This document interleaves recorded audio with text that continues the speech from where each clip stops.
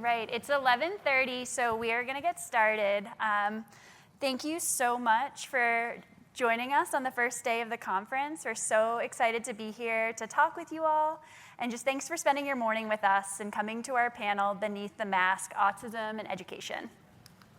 So, welcome again.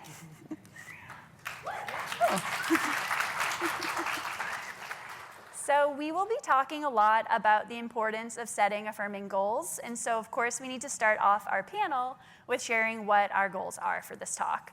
So we intend for you to walk away with a stronger understanding of the burden and impact of masking. You'll also hear about the neurodiversity framework, as well as the social model of disability. And you'll learn about 2 ways to integrate this knowledge into your educational practice. And so we know that we only just have 1 hour to talk about these big and very important but nuanced topics. So we really hope that this discussion is just the starting point. Please come find us afterwards. We'd love to continue the conversation with you all. So we have a fantastic mix of panelists here today. Maybe I'm biased, but I think we have a great group. And so our group offers a really rich blend of different experiences, backgrounds, and perspectives, including neurodivergent individuals with lived experiences and experts in research, clinical, and educational fields. So we will go around and introduce ourselves, and then we will dive in. So I'm Jessie, the really long last name. I'm a doctoral student at the University of Virginia in clinical and school psychology. And so I do research in applied autism work, and as a clinician, I conduct neurodiversity affirming and strengths-based assessments, so diagnostic evaluations, as well as therapeutic interventions. And so I will pass it off to my colleague, Andrew. Hello. So my name is Andrew. I have a really cool and weird job. So I'm a game designer, I'm an educator, and I'm a therapist. The games that I make, I use as a tool for social emotional learning. I'm neurodivergent myself. I usually work with autistic teens and young adults. And I'm really, really excited to have such a good audience here. Thank you all.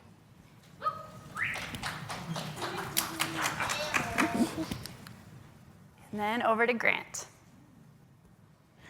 Hello, I am Grant Sparks. I am a licensed professional counselor. What does it say about me? Okay, yeah, so I am very gay. I'm also very I am also very autistic. I work primarily within the LGBTQ community, as well as within a very specialized niche that is near and dear to my heart. I work with a lot of geeks. So I'm a certified geek therapist. My primary focus is on integrating video games, fandom, anime, comic books, all of that into a clinical setting in a way that is effective and produces therapeutic change. This is a super important topic for me in the work that I'm doing, so I'm very excited to be here.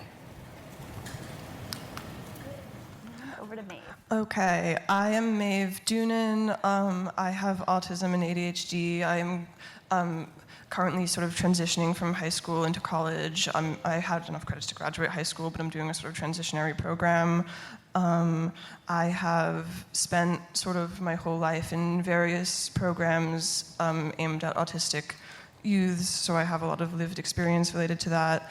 I have experience both in public schools and private special education schools. Well, thank you all for sharing about yourselves. So we will dive in. We're going to start by talking about this concept of masking. So this concept can have many different meanings and interpretations across people. One way to define masking is as this protective behavior. It's the conscious or sometimes unconscious suppression or concealment of natural responses. This may include hiding one's natural personality or behavior in response to social pressure, bullying, discrimination.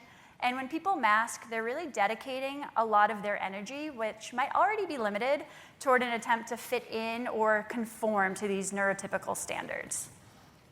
So that was just one way to define masking. Now I want to turn it over to the panel and share how you would define masking in your own terms. Whoever wants to dive in first. I think for me, I'm always kind of wondering how much of my whole self I can like bring to any conversation or any setting. So that is lightly masking, and I feel I can navigate those situations better when I am my full self. But sometimes it can be stressful to not to do that. So it's a mix. Yeah, absolutely. I generally tend to conceptualize masking as killing my authenticity. Yeah, definitely. Some of this I'll probably say when we get to some of the next slides, but masking is suppressing certain characteristics or behaviors in order to have a better response from other people, or to Yeah, absolutely. Yeah, so we're all saying kind of similar things in different ways, but yeah, so those are some really good definitions of masking, so we kind of are on the same page of what is this, and now we're going to talk a little bit of like examples of masking. So it can look different for each person. And one way that autistic folks may mask relates to eye contact. So making eye contact can be really uncomfortable or distracting for many people, including autistic people. And masking when it comes to eye contact may involve forcing eye contact, mirroring what the other person is doing in a conversation, and monitoring your amount of eye contact, which requires a lot of mental gymnastics and a lot of energy. Other examples may be not doing stims that are really helpful, or hiding sensory differences. So for example, forcing yourself to tolerate loud noises or bright lights, or forcing yourself to tolerate shaking someone's hand even if it's really uncomfortable for you. So turning over to the panel, if you want to share some ways either that you mask or examples of masking that you've maybe heard your students, clients share about how they mask.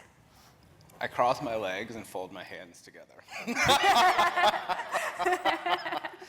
I find that a lot of times for people who are socialized masculinely, that we are expected to control our bodies and be very rigid. And a lot of that translates into how I communicate. So the more unmasked I am, the more I tend to be relaxed and talking with my hands and blah, blah, blah. But when I am masked, I'm trying to pay attention or focus on something and not start aggressively stimming or playing with my earring or something like that. I'm doing this number because that's how my brain works. When I mask, sometimes I change the way I talk to seem more neurotypical or socially normative.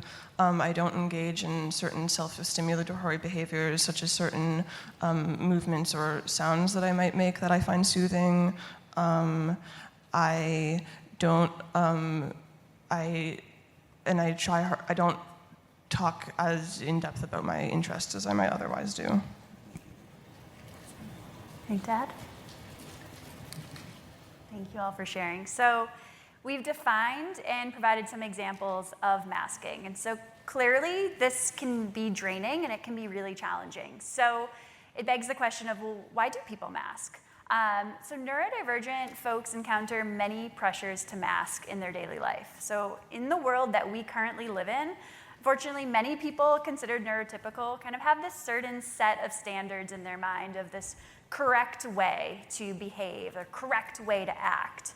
And when someone deviates from these standards, they may receive some social feedback in the form of negative comments, being stared at, or also facing exclusion, discrimination, stigma, or abuse.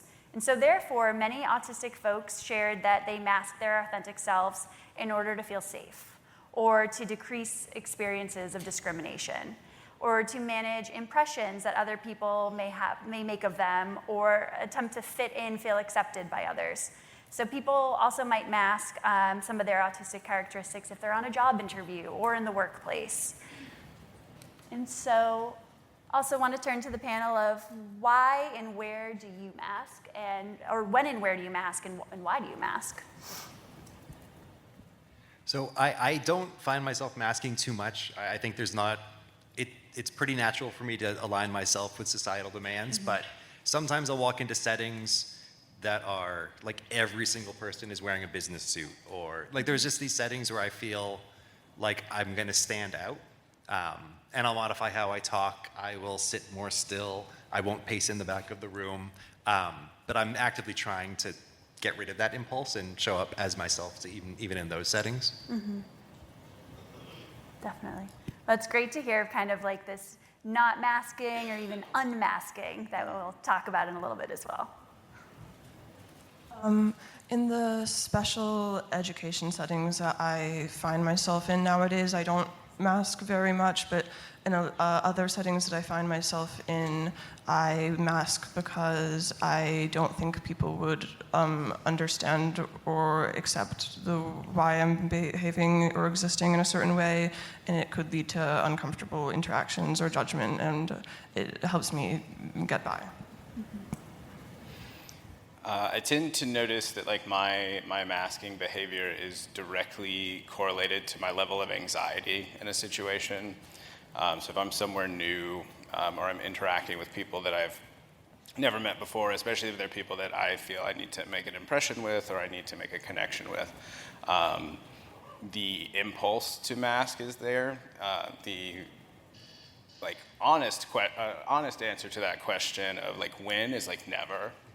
I try very hard not to, even in professional settings. Like there's definitely in my suitcase a pair of black slacks and like a white shirt and a tie.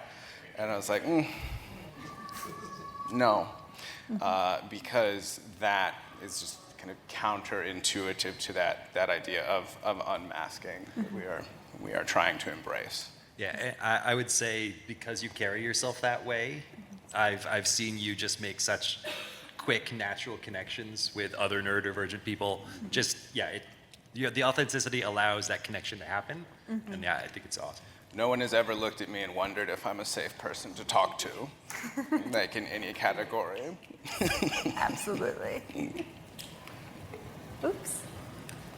Jumping ahead. So we've alluded to this already, and it sounds like, a lot of people on this panel here have had experiences of feeling as though, they're in spaces where they can unmask, which is awesome. And we want to have more of that in this world and in these spaces. And so we're going to talk for a little bit of just when, students or people feel as though, I don't feel safe or comfortable to unmask, and what impact does that have on them when they're masking. And when they're concealing that authentic self, since clearly it's so important to have that space to show your authentic self and be your true self. And so while autistic folks often use masking to decrease the impact of discrimination, masking in itself can have this negative impact. So hiding who you are can be an incredibly uncomfortable, exhausting, and alienating experience. And masking for extended periods of time can really lead to burnout. Autistic folks have described the experience of masking as stressful, anxiety-provoking, feeling as though they might be found out. And so I'm curious what the impact, if in the past that you have masked or know people who have masked, how would you describe the impact that masking can have on people? Well, when masking is exhausting, as was already established, also when I only build connections with people who have seen me when I'm masking, that means that I don't really have a circle of people that I can be my authentic self around, so it makes it harder to build authentic connections with other people. It's only superficial connections based on a facade. Also, a lot of the social training I have had really emphasizes a focus on how other people are responding to me and sort of prioritizing other people's comfort, which has led to me having very poor boundary setting skills, and I am really a people pleaser, and overall it kind of stifles a development of identity as well, in the sense of self, and it's just very tiring too. A lot of the work that I do is based on facilitating the idea of like authentic consent, and that like in everything that we do, we should be able to consent authentically, say yes or no to a thing, have an understanding of where our boundaries are. And to me, I notice one of the primary impacts that masking has on people is the inability to authentically consent. There's a lot of begrudging consent. There's a lot of, I'm going to do this because I feel like I don't have another choice, and that is emotionally incredibly draining, and actually very traumatic for people to be in settings where the natural response is to do, item C, and no one else is doing that. It's like everyone is engaged in item A, whatever it may be, and C is vilified or looked at as wrong, often described as incorrect, or something that is counter-cultural. So that has a very long and impactful drain on people's capacity to engage in literally everything. If you are burning emotional, mental, and your spiritual wellness on putting up this idea, this character, you are not engaging in the things that are bringing you peace and comfort and engagement. You see it, I see it rather a lot in workplaces where people are just incredibly burnt out because they feel like they can't be weird at work because it might impact their ability to make more money or move up in a company or something like that. And it's just, it really does impact kind of the whole range of a person's life. Mm-hmm. Yeah, I think most of the masking that I've done in my life has been trying not to be weird at work. That's, and I think it really was what eventually led me to stop trying to work in a place that was so structured. And I used to work in hospital settings, school settings. I now have my own private practice, and I get to just be weird. I can wear my non-binary shirts. I can wear my dragon shirts. And it actually makes it easier to connect with the people that are there. Yeah. Awesome. Thank you all. I would also like to add that the pressure to mask is very anxiety-inducing and distracting, which was kind of already, I'm building upon what was already said, and distracting in social interactions because I am so focused on making eye contact or not making certain movements or talking in a more normal way that I can't focus on what other people are actually saying or the ideas that I'm trying to convey.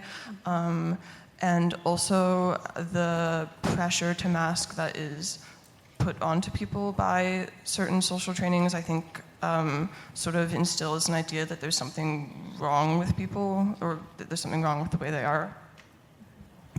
Yes. Thank you all for sharing.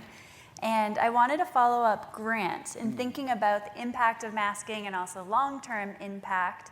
I know when we were talking about this, you mentioned, this adult skill regression that you've noticed some people you work with when unmasking and as they're older. Can you share a little bit about that? Yeah, absolutely. So I think one of the primary things that I am working on with a lot of my clients who are adults that are coming in and trying to work on dismantling this automatic mask that comes up is that they've been doing these behaviors since they were like 6. And when you've been practicing, how do I order a coffee since you were 6 with the mask on, doing it without a mask puts you back at 6 cognitively. And so there's this huge regression in skill set that people who have engaged in the environment around them for 10, 20, 30 years in a lot of spaces where I'm working with adults that have been through the education system and have really had that mask propped up for them, where I'm teaching 30-year-olds how to order a coffee or make a phone call because without the mask they don't know how to do it. And I think this goes into a bit of why we're having this discussion is because I think that is a drive for why the mask is there in a lot of spaces, right? We teach kids from a young age, this is how you do a thing. When in reality, I goblin squat in my like $500 Eames chair and like rock back and forth. It does not impact my ability to be a good therapist. My caseload, packed. Like I am tapped out. Being able to counter the need to do those masking behaviors frees up so much space, for me to engage in whatever it is I'm doing that people don't realize how much like bandwidth they're burning up in the background trying to sit in these like regimented behavior patterns.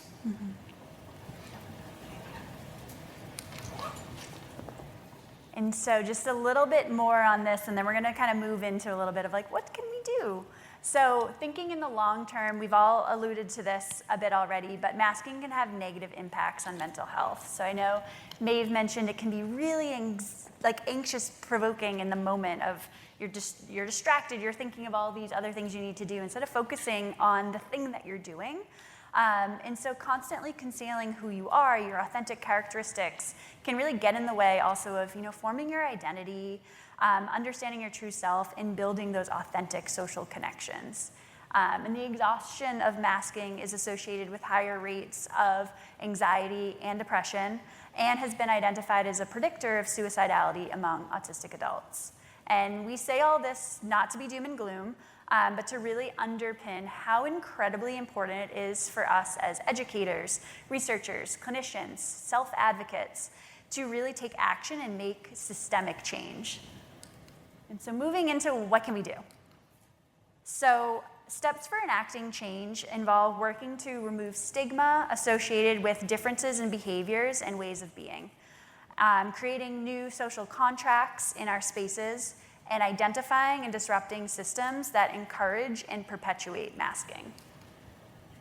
So what we really need is a paradigm shift in our systems as well as in our practices. We need to shift our thinking about how we support autistic individuals.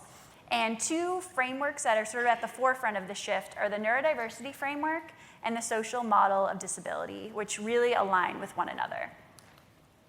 So neurodiversity, in its very, very, very simplest of forms, emphasizes that no one type of brain functioning is right or best. Rather, human brains are naturally diverse, and everyone has various strengths and various challenges. And neurological differences bring unique strengths and perspectives to society. So rather than pathologizing disorders, there should be acceptance and celebration of different types of neurotypes. So I'm curious to hear from you all of how has neurodiversity changed how you think about autism? I think my first times that I was really thinking about autism was in grad school, and it was really approached with a kind of deficit-based mindset. There was almost, I don't know, good intentioned pity is probably the best way to describe it. And it didn't mesh well with the sort of lived experiences that I had had. So I was looking for another way to think about all of this. And this idea, it existed in my mind, but then having a name for it and knowing that there were people advocating in alliance with it was awesome. And I feel like having that name for it allows people to really connect. Other people that are thinking in that way can connect along that. I think it's really powerful. I was introduced at a young age to the idea that many autistic people also happen to be very intelligent or are twice exceptional, but I now tend to think of it as weaknesses and strengths are the same characteristics placed in different contexts. And I don't think that those things can be separated. Also, whether a trait is, well, I kind of just said this, but whether a trait is useful or hindering depends upon the environment that it finds itself in. And we should, like, while the ability to assimilate into society is a skill that can be valuable, it is far from a comprehensive or sustainable solution, and we really need to be focused on making the world more accessible for everyone, so it can enable everyone to live a good life.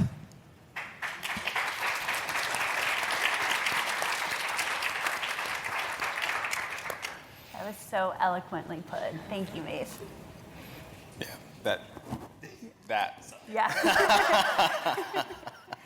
I think the only thing that I would add to that is growing up as a millennial, autism was the excuse for like socially awkward white boys, and that was it. That's how it was presented. If you were like at average a B student and didn't require any sort of additional support, and you were awkward and you were white and you were a guy, you got autism support, and that is how the framework has existed for socially for a lot of people.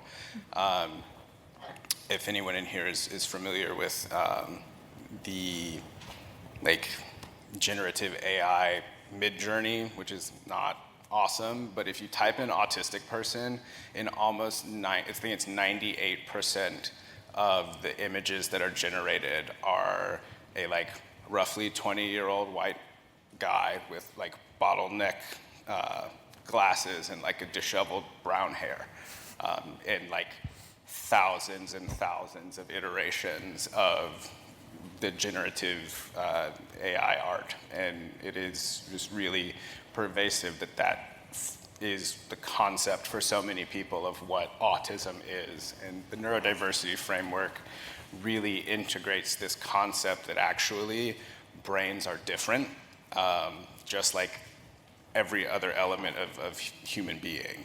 Our bodies, our voices, our dialects, all of those different things are different. Why shouldn't our brains be? So going in, we could talk about neurodiversity all day, and I wish that we could. We're going to introduce just this other model too, and then kind of keep talking about how we can integrate both of these into the work that we do.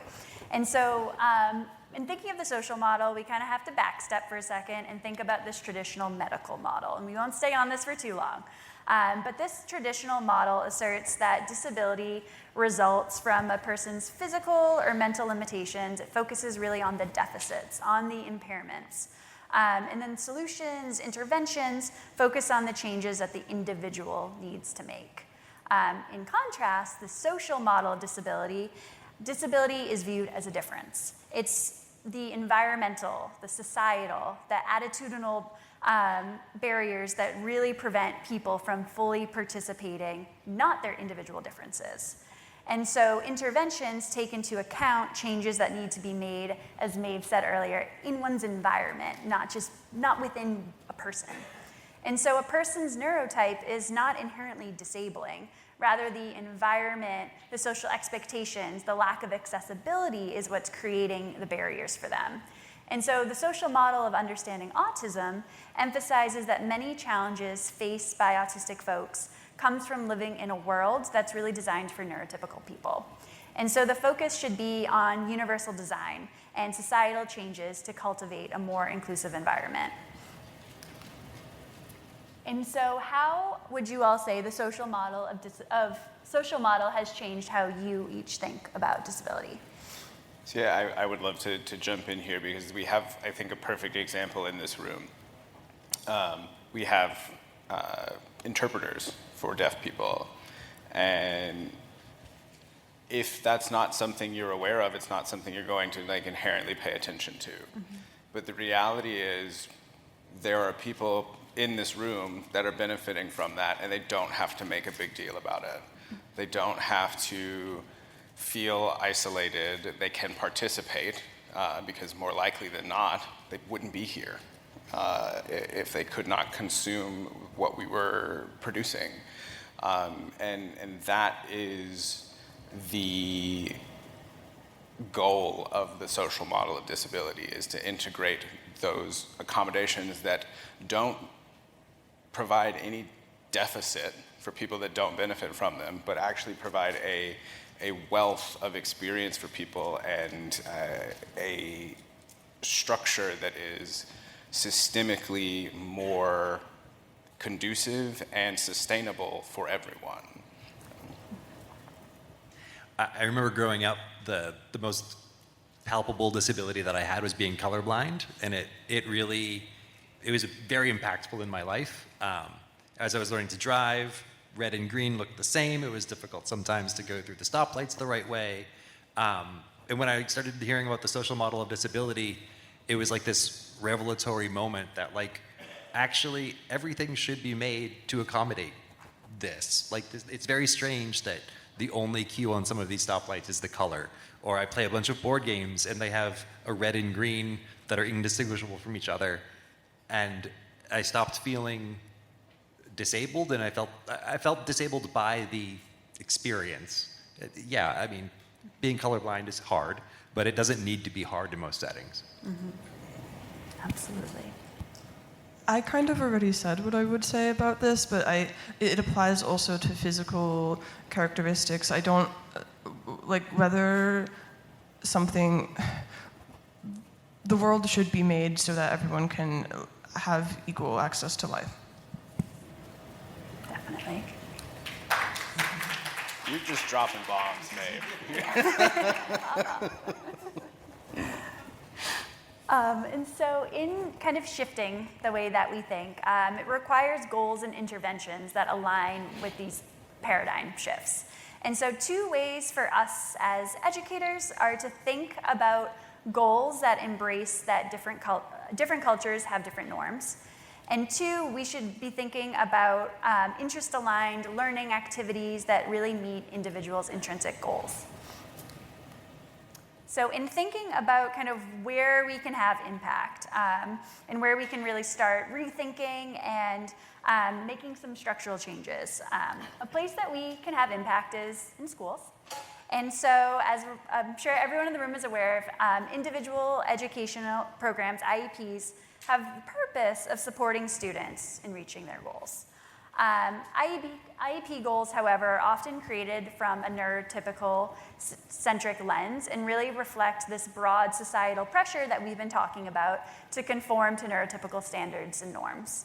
So, for example, IEP goals that tell students to make appropriate eye contact or sustain conversations about age-appropriate topics. Too often, there's this unbalanced emphasis on challenges without thinking about the student's strengths as well. And it's really important to move away from this lens and instead focus on honoring and leveraging the strengths of neurodivergent students. So we have 2 just examples here of very common neurotypical-centric IEP goals. So these goals are, as you can read, while you're reading them, they're written with the assumption that neurodivergent students must adapt to these neurotypical behaviors, and therefore this encourages and perpetuates masking. So they're not focusing on the strengths, and they're rather focusing on those challenges. And instead of encouraging students to, meet these standards, neurodiversity affirming IEP goals should really leverage student strengths and foster self-advocacy, encourage various different methods of self-regulation that work for the student, and also support different modes of communication and ways of showing active listening beyond, just making that eye contact. So turning to the panel and thinking of those 2 examples of IEP goals, and maybe IEP goals in general that you might have experienced, students, clients you've worked with have experienced, what's the impact of these, and how would you want to see them changed? So I worked in schools for a long time, and I was working in special education, saw a lot of these IEPs, and it on face value, without thinking about it critically, I was like, yeah, I want to help these kids make friends, so I want to help them learn these skills. And it wasn't until I really stopped to reflect on it that I was like, oh, but maybe there's other ways to make friends, or maybe it is okay for them to just want to talk about Dungeons and Dragons all day, or not look at someone's face while they're talking. But I think it's really important to remember it's not it's not ill will that's sort of creating these. It is really a desire to help, but just not understanding this other culture, and that there's a different way of being that can be very successful. As sort of a result of those IEP goals, if Jill is focused on making eye contact, she isn't going to be able to process other things that are going on as well. Like, I know when I try really hard to look at people's faces, I get really distracted by all the facial movements and I have no idea what they're saying. And if Henry is focused on sitting still, he's not going to be able to engage in self-regulatory motions like stimming or whatever. And reinforcing these standards prevents these behaviors like not making eye contact and like stimming from being normalized, and is perpetuating stigma. And as we've said, I think it comes from a place of intention, because the people writing these IEP goals want these kids to make friends, but a better way to achieve that ultimately is to help other kids understand that people are different, and that way these kids will be making real connections.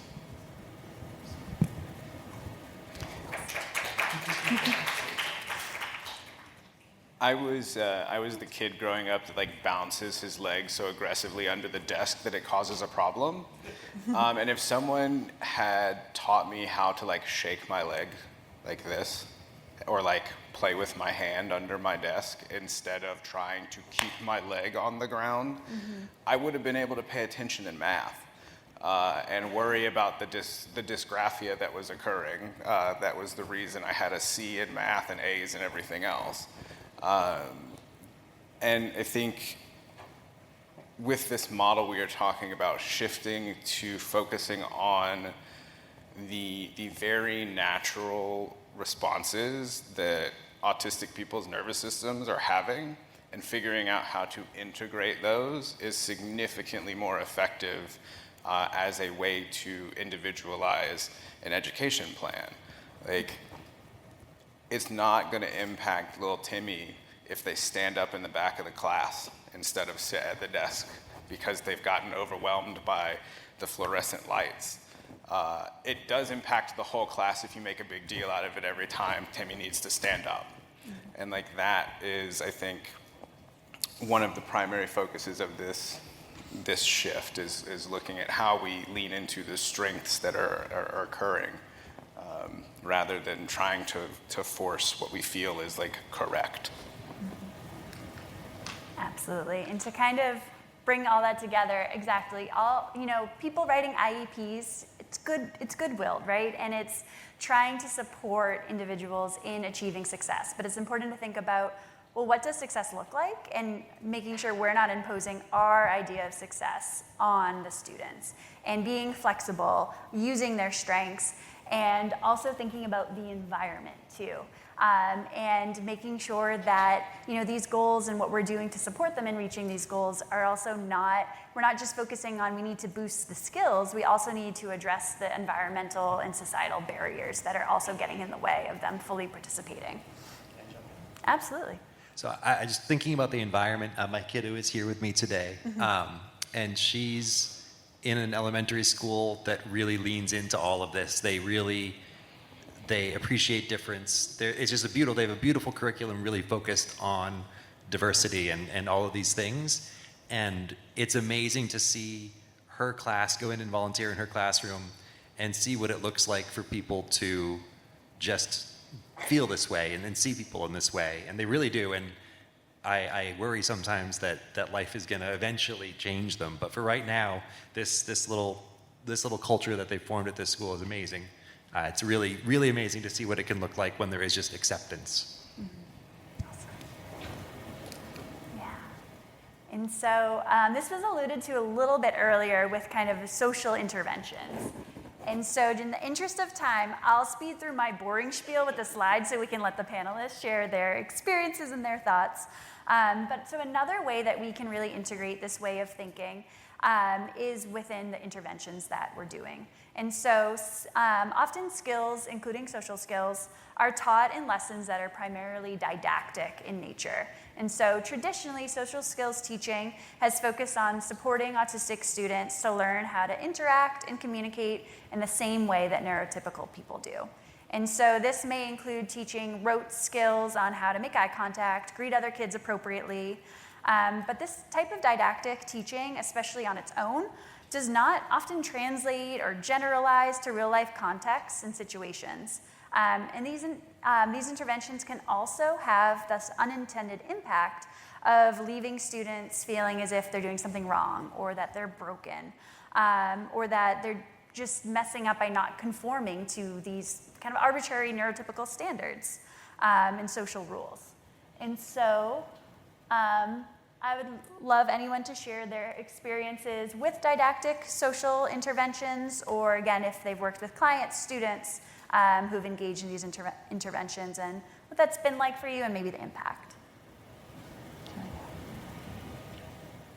Well, as I've already discussed, a lot of the social skills interventions that I've experienced are very focused on what other people are thinking about me, or about trying to make them comfortable or to avoid making them uncomfortable with my existence, which has led to me prioritizing other people's comfort above my own needs. Also, I've found that a lot of social skills interventions are not really interested in encouraging genuine social connections. For example, there was a social skills group I was in when I was in middle school, and we had an inside joke in the group that was like, it needed context to be understood, or it was just kind of weird, but it was a thing that bonded the kids in that group together, and the people running the group told us to stop doing it because other people might think it's weird. So they don't really want, or oftentimes people are not really encouraging autistic or otherwise neurodivergent kids, or people in general, to make genuine connections with each other, but rather to, like I said earlier, forge artificial connections with neurotypical kids based on a facade. Also, because a lot of social skills interventions are focused on helping people assimilate into mainstream society, that sometimes also encourages conformity to gender roles, and yeah. Thanks, Nate. I'm thinking back, Jesse and I co-facilitated a group almost a decade ago of mostly young men, and all of them would reflect on their experience in high school and middle school. And it was the first time that I heard it so well articulated, but they just said that the whole experience made them feel broken, that they just felt like there was something wrong with them, and all they needed to do was be normal and fix it, and they would be fine. And it was heartbreaking to hear it. And I don't think anyone that was trying to help them was trying to give that impression, but that was the impact of it. And I think that was when I really decided that this needs to be, there's a little of advocacy that needs to happen here, that good intentioned people can be doing these things, and it can be having this impact, and what can we do to help bridge that gap? I think the only thing I would add is that in spending so much effort teaching these particular skill sets, we're also missing so much else, right? Like, rather than teaching someone, this is how you maintain eye contact, why are we not teaching kids how to actively listen? I think those are two very different things and can be done without eye contact. I haven't made eye contact with anybody on this stage. And like, I've been friends with some of them for years and never looked in their eyes. And it's like, I still hear what they're saying. And it really does hamper when we are focusing on these like social conformity pieces, and ability to engage that word that my brain won't do right now. Absolutely. I spent years of my life in social groups, both inside and outside of school, where they encouraged me to, what's the word I was looking for? Pretend to have an interest in things that I was not interested in so that I could socialize with my peers. And also those social groups were always divided by gender, and it was always focused on helping me become friends with neurotypical kids. Almost all of my close friends now are autistic. They are not all one gender, and none of us are interested in the things that they tried to get me to pretend to be interested in. So I don't think that was very beneficial in me forging social connections. To be fair, I have been fortunate enough to be in environments where I can meet people that I have common interests with, but I think some of the skills that I was taught were helpful. Like, there were certain things that I did not realize would come across as rude that I should have realized, but overall a lot of the focus was misguided, I think. Thank you all for sharing. And yeah, it sounds as though, right, again, well-intentioned and, trying to support people in, finding their community, finding friends. But to do that, it's important to find ways to be your authentic self, to find those authentic friendships. And I think, Grant, you made a great, concrete example of, I know we've been talking about eye contact a lot, but it's just such, a clear-cut, easy one that when people think of autism, they often think, hard time making eye contact. And it's just, why does it matter, right? If I am actively listening, actively engaging, there's so many different ways that I can show you that, and isn't that the goal of that piece of nonverbal communication? And so moving into, again, kind of those are some of, the traditional experiences with some of these interventions, and in thinking of, these new paradigms, these demand new types of interventions as well. And so affirming interventions can look like a lot of different things. Some of those things can look like leveraging strengths, being interest aligned, so you can find that community of people that share your interests and passions, and then that can also foster intrinsic motivation. Also, interventions that encourage ways to self-advocate for what you need, as well as support individuals, as we mentioned, and we'll keep mentioning, ways to develop those authentic connections based on shared passions. And so I'm curious, what kind of affirming interventions have you all seen? And then we will end with just talking about, as quick as we can, a case study of one affirming intervention that some of us have been a part of. I grew up playing a lot of Dungeons and Dragons, if that wasn't clear. As I was exiting high school, getting into college, I was realizing how good my social skills were, and how much of that I could connect back to those experiences of play that I was having. And when I started working in schools, I was really lucky. There was a kid that really liked Dungeons and Dragons, and I basically told my mentor at the time, this is a great way to learn social skills, and that's what your goal is. And they gave me room to run, and it was fantastic. I don't know how many of you play Dungeons and Dragons, but it's a collaborative game, and if you've got goals about collaboration, and you've got kids that are interested in dragons and wizards, it just makes a lot of sense to me to play a collaborative game with dragons and wizards. And it's been such an affirming way to learn. I get to really embrace my passion. I think that helps me connect with the people that I'm working with. And they all come really knowing what to expect and excited about being there. And that, of course, people are going to learn and grow doing that. That's just, yeah. Yeah, I think play in general is something that is overlooked a lot after a certain age range. And the primary demographic for my clients are above the age of 23. And we still play a lot. Whether it's D&D or we're playing Minecraft or Maeve and I are sitting across the table from each other debating whether or not Lord of the Rings characters are, certain elements of this part of society or that part of society. It was a beautiful lunch. It was so wonderful.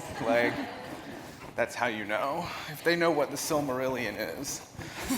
Ooh. But engaging in those areas of interest is so very important, because very, very often that is where all of those other skills can become relevant, right? Like, if I am struggling to learn how to listen to somebody, I don't really want to learn about baseball. I think I don't know if anybody's ever looked at me, but that's not a thing that I want to learn about. And my father could not figure that out.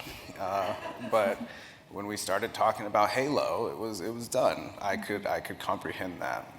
And I think engaging in a way that encourages authenticity is one of the primary methods for getting anything else done.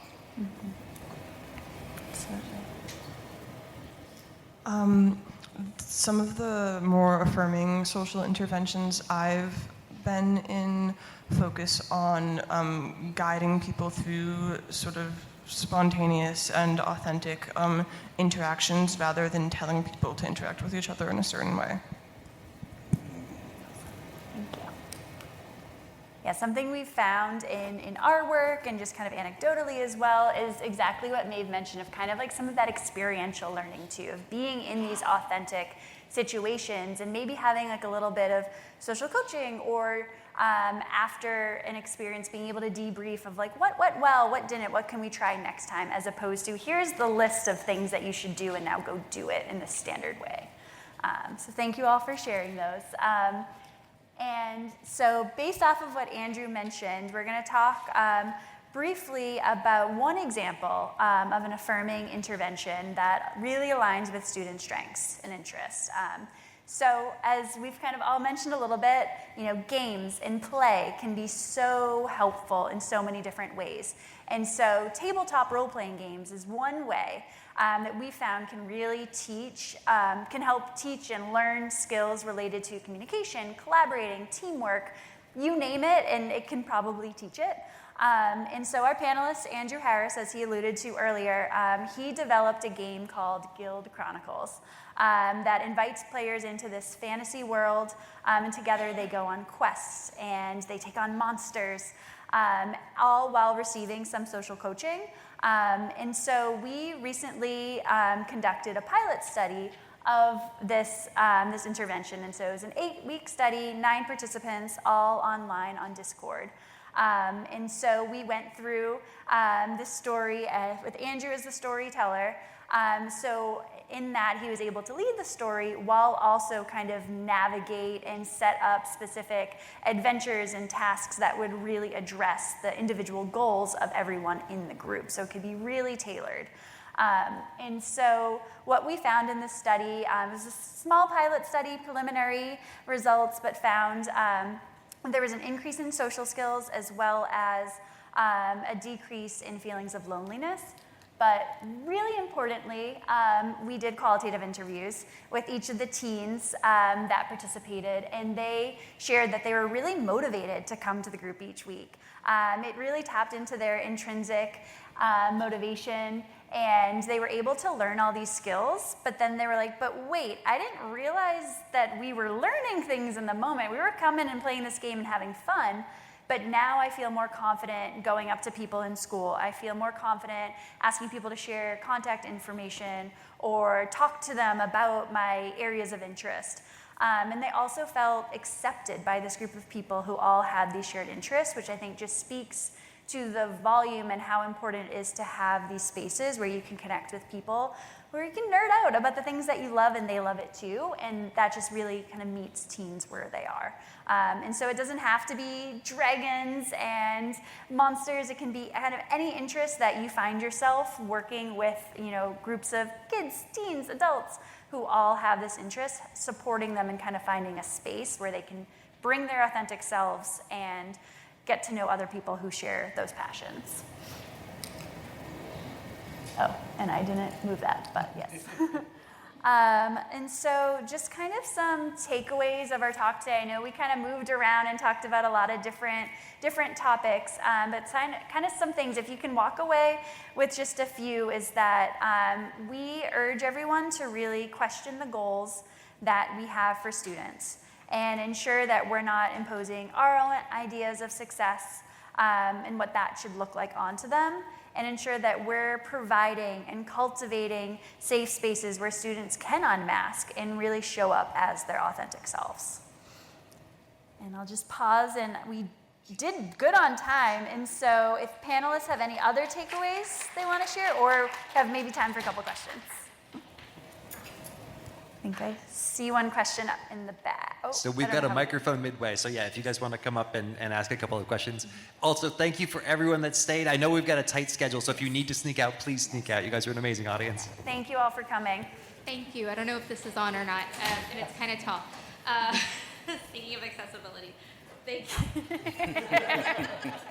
All right, so thank you so much. This spoke to my heart so much because I've been in education policy for over 15 years.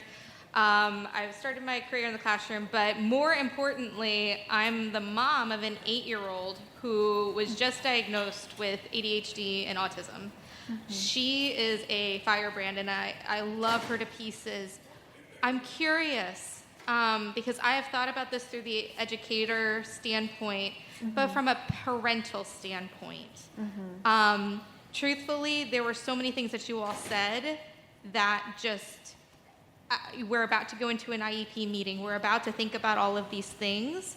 What advice would you give for a parent who is looking at this?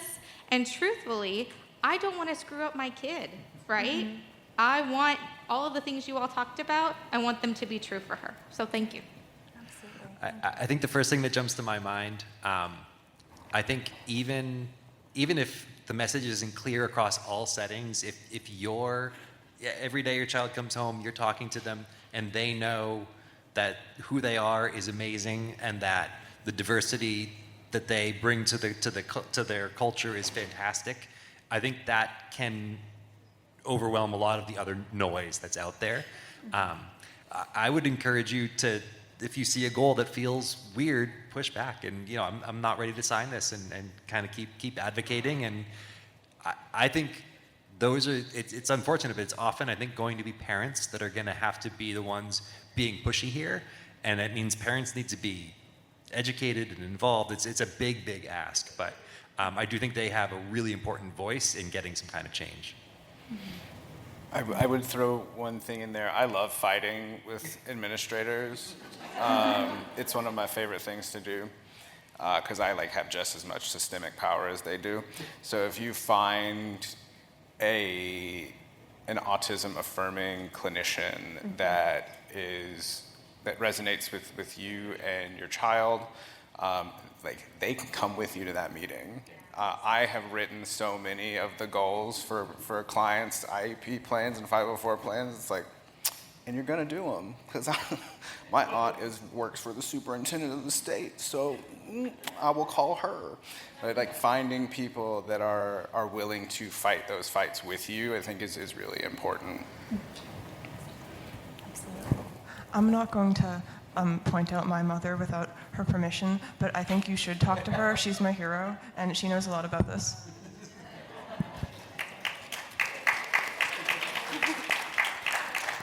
Yes. I want to echo what everyone said caregivers can be such an important point of advocacy, and you know your child the best. You're the expert on your child. But then also being able to have a team of people to help do that too, so you can kind of continue that partnership with the school, because that partnership is so important. And so having other people to also be able to come in and help, fight that battle, advocate. And so once you find people, and it can be a clinician, it could be, we worked at a camp with kids and we came to their IEP meetings. If you find someone who feels like they know their child well and knows the system of the school, because school systems are really complicated for everyone, bring them to the IEP meeting. Definitely. We probably have time for one more question, and then we also are able to hang around and talk afterwards if folks do have more questions that they want to ask afterwards. So trying to make it really quick, my granddaughter, I am 100% sure she's autistic. The problem is that the school, their scale says no. So they sent her to an outside person who also said, academically, no. Dyslexia, so on. And that particular clinician said, yeah, she's autistic, but on the scale that I have for the school, I'm not saying that. So that means her mother's going to have to take her to a different place. So, and she is a master masker. She does all her stimming around all of us, but at school, none of it. She picks up accents of other people. So we've tried to advocate really hard for this, and that girls quite often go undiagnosed. Are there any recommendations on how to get past that at the school where they're saying academically we can't say she's autistic? She probably is, but we can't say she is, so we're not going to, treat her as such. So do you have any suggestions for that? It was really hard for my parents to get me a diagnosis for similar reasons. I was very good at masking, and I had advanced verbal skills for my age. So even doctors outside of school didn't believe I was autistic. I got tested multiple times before I was diagnosed, and it's expensive, and ultimately unfortunately, I don't think there's a cheap way to get around this, but a lot of it is about just finding the right doctor who's willing to believe you. Also, my mother's friend is a psychiatrist. She was just telling the story yesterday, and she stayed with us for about a week, and she thought for sure that I was autistic. This was when I was probably 6 years old or something, maybe 5, I don't know. I was diagnosed when I was 6. And she actually talked to one of the doctors and was like, I lived with Maeve for a week, and this is what I observed. She's already 14, so I'm very concerned for her because they keep basically kind of shuffling a past, and so I appreciate this session, and I thank you very much. Thank you.